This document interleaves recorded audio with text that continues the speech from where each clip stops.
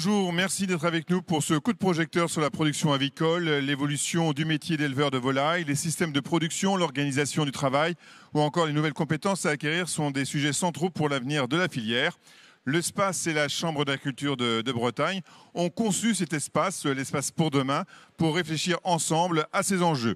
Aujourd'hui, nous accueillons Marion Ruge. Bonjour Marion. Bonjour. Vous êtes chargée d'études en production avicole à la Chambre d'agriculture de Bretagne et vous allez nous partager les grandes tendances et perspectives en matière d'élevage avicole de demain.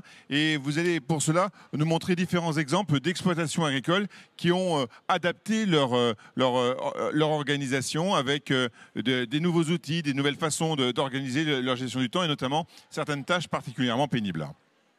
Voilà, on va le voir tout de suite à travers des premiers exemples. Qu'est-ce que vous avez envie de nous dire sur cette problématique ?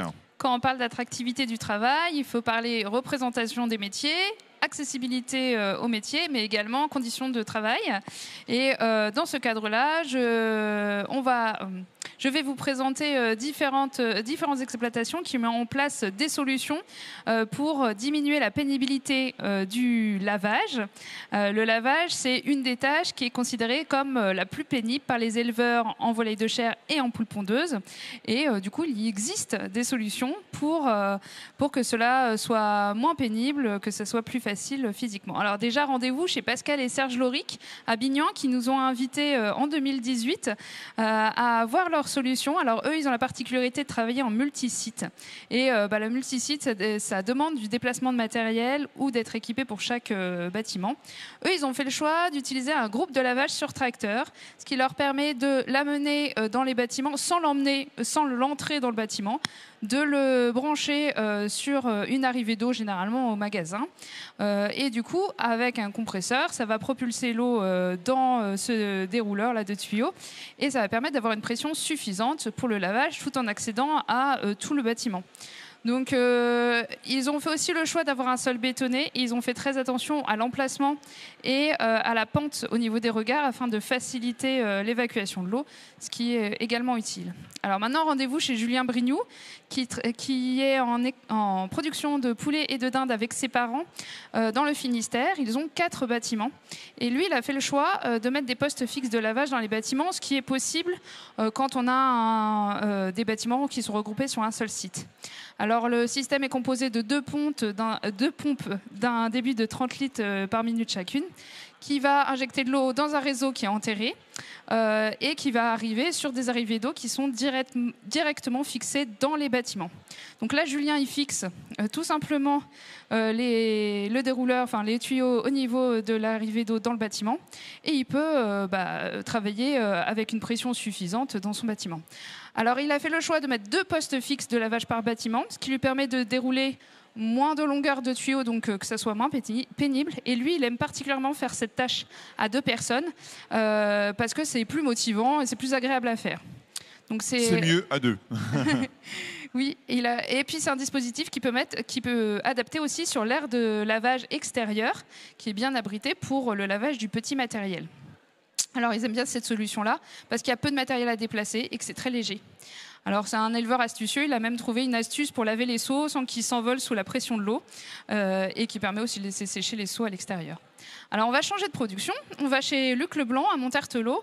Ils n'ont pas tout à fait les mêmes problématiques au niveau du lavage. Eux, ce qui va être très pénible, ça va être le raclage des fientes en cours de l'eau dans les couloirs des volières, qui est une tâche qui revient assez régulièrement et qui peut être très chronophage et pénible.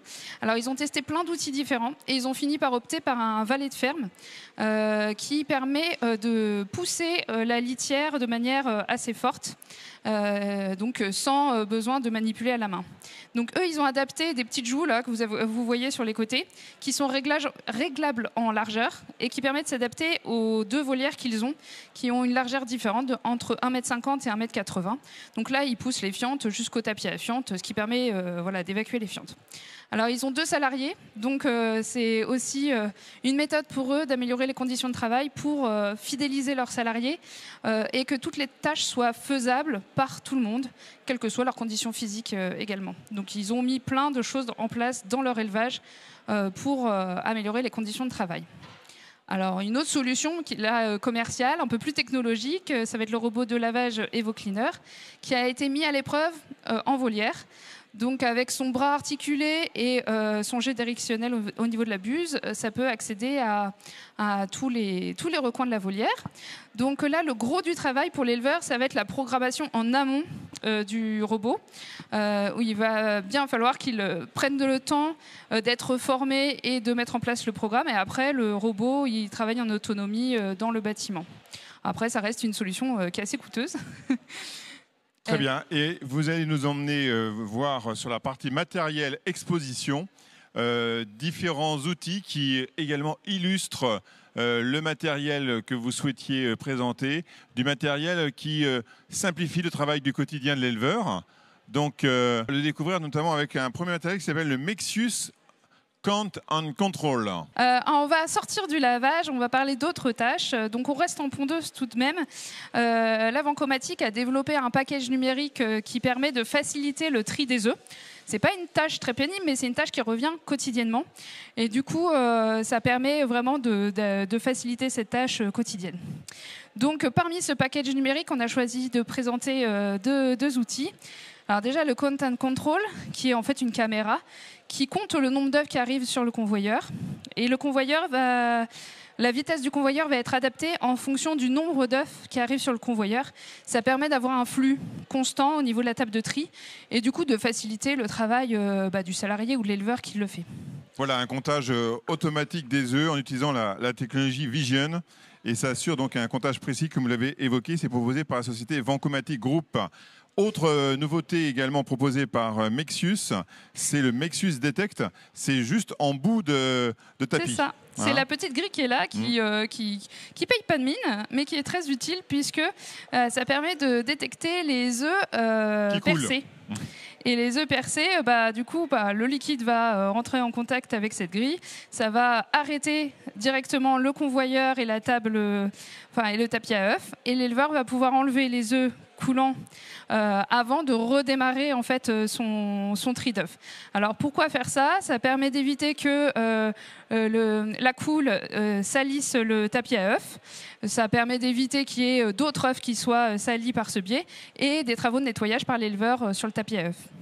Voilà, donc là aussi, des solutions qui rendent moins pénibles certaines tâches pour l'éleveur. Donc avec le Mexius Count and Control pour le comptage et puis le Mexius Detect qui permet, ou en tout cas qui garantit une bonne inspection des œufs avec plus de facilité donc, par la société Vancomatic que vous pouvez retrouver sur le Hall 10, stand B33.